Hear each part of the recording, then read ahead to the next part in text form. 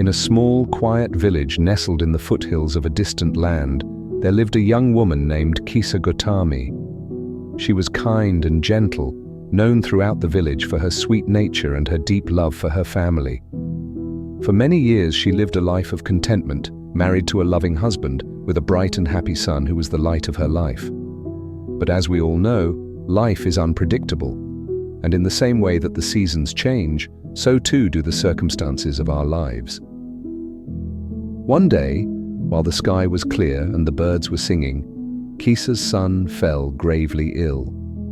What began as a minor fever quickly worsened, leaving the boy weak and unresponsive. Kisa was beside herself with worry. She did everything in her power to care for her beloved son. She sat by his side day and night, bringing him herbal remedies, cooling his feverish brow with damp cloths, praying for him to recover. But despite her tireless efforts, the illness continued to ravage his small body.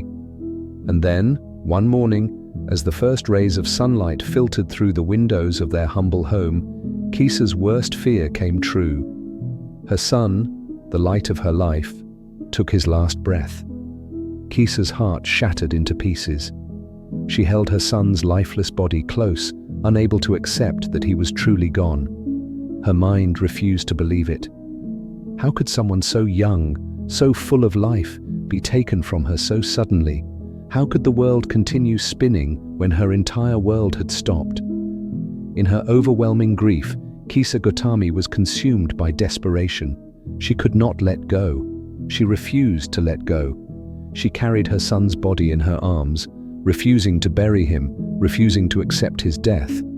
She could not bear the thought of living without him.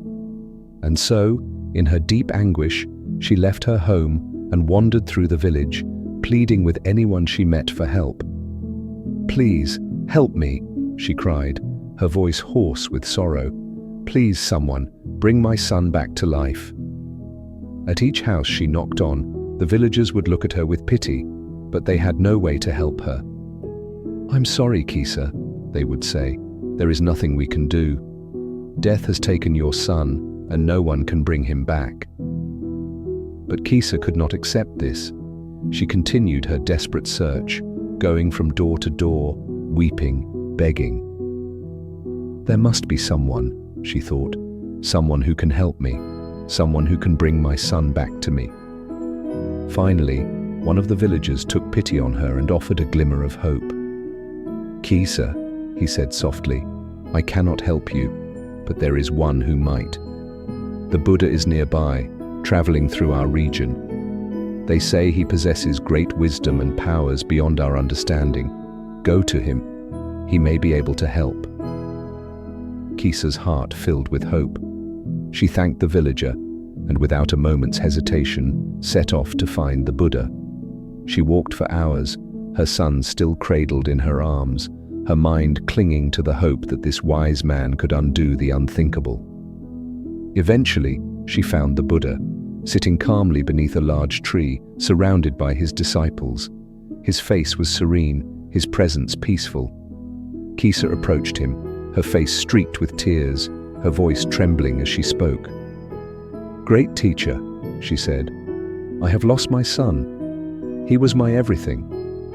I cannot bear this pain. Please, I beg of you, bring him back to life. Surely, with your great power and wisdom, you can do this." The Buddha looked at Kisa with great compassion. He saw the depth of her suffering, the agony that had clouded her mind. But he also knew that he could not grant her the miracle she was asking for. Instead, he sought to offer her a different kind of help, one that could lead her to true peace. "Kisa," the Buddha said gently, "I can help you. But first you must do something for me. Go back to the village and bring me a mustard seed from a household that has never known death. If you can bring me this mustard seed, I will restore your son to life." Kisa's heart surged with hope once more. A mustard seed, that was all she needed. Surely in the village there must be at least one house untouched by death. And so, without wasting any time, Kisa hurried back to the village, eager to fulfill the Buddha's request. She knocked on the first door she came to, and an elderly woman answered. Kisa explained her situation and asked, "Can you give me a mustard seed? But it must come from a household where no one has ever died." The old woman looked at Kisa with sad eyes and shook her head. "I am sorry, child," she said, "but death has visited my home many times. I have lost my husband, my parents, and many of my friends. I cannot help you." Kisa thanked the woman and moved on to the next house. There, she met a young couple who welcomed her in. She asked them the same question: "Can you give me a mustard seed from a home that has never known death?" The couple exchanged sorrowful glances before the wife spoke. "We lost our first child not long ago. We know the pain of death too well." Once again, Kisa was turned away. She moved on to the next house, and then the next, and the next. At each door she knocked on, she was met with the same response. Every household had known death. Every family had experienced loss. As the day wore on, Kisa's hope began to wane. The sun was sinking low in the sky, casting long shadows over the village as she continued her search. With each door she knocked on, the reality of life became clearer to her. There was no home untouched by death. Every family, every person, had suffered loss. Kisa sat down by the side of the road, her son's body still in her arms, and in that moment, the truth finally sank in. Death was a part of life, a part of every life. No one, not even she, could escape it. Her suffering was not unique. It was something that connected her to every other person in the village, in the world. Everyone knew this pain. With this realization, a sense of calm washed over her. The heaviness in her heart began to lift, replaced by a quiet understanding. Kisa stood up, and this time, she did not carry her son's body with her. She left him behind, ready to return to the Buddha, not with a mustard seed, but with a new understanding of life and death. When she arrived back at the Buddha's side, her face was no longer streaked with tears. She approached him quietly and bowed low before him. "Great teacher," she said softly, "I have searched everywhere, but I could not find a single household untouched by death. I now understand what you were trying to teach me. Death comes to us all. It is a part of life. I no longer ask for my son to be returned to me, for I now see that clinging to what is gone only brings more suffering." The Buddha smiled gently at Kisa. "You have learned a great truth," he said. "Life is impermanent. Everything that is born must die, and this is the natural order of things. When we accept this truth, we can find peace. When we let go of attachment to what cannot last, we are freed from suffering." From that day on, Kisa Gotami became one of the Buddha's most devoted followers. She learned to live with the truth of impermanence, finding peace not in the avoidance of death, but in the acceptance of it.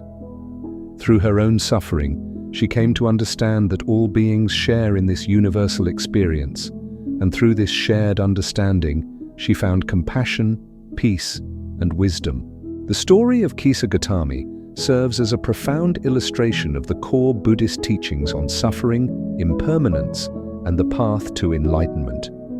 Initially overwhelmed by the death of her only son, Kisa embodies the universal human reaction to loss, denial, and desperation. In her refusal to accept the finality of death, she wanders from house to house in search of a mustard seed from a household untouched by loss. This quest symbolizes her longing for a solution, her desire to reverse the inevitable. However, as she encounters families who share their own experiences of grief, Kisa begins to understand a crucial truth, that suffering is not an isolated experience, but a shared aspect of the human condition.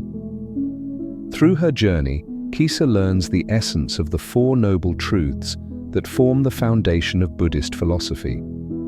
The first truth reveals that suffering, dukkha, is an inherent part of life, while the second identifies attachment and desire as its causes.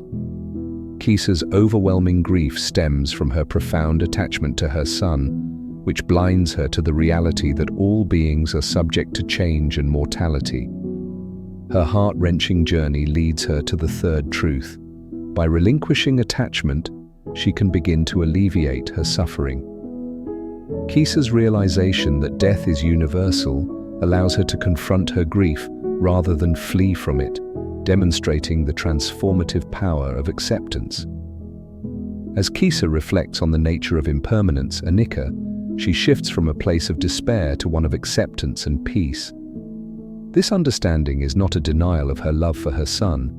Rather, it enables her to appreciate their time together without the heavy burden of clinging to an unattainable reality.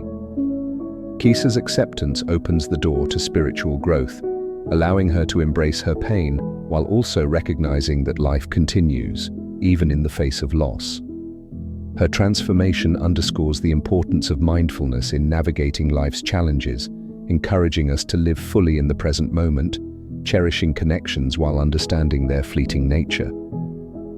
Ultimately, Kisa Gotami's story offers timeless lessons on compassion, resilience, and the shared experience of suffering. By acknowledging the universality of loss and the impermanent nature of existence, Kisa emerges from her grief not only as a devoted follower of the Buddha, but also as a symbol of hope for all who encounter loss.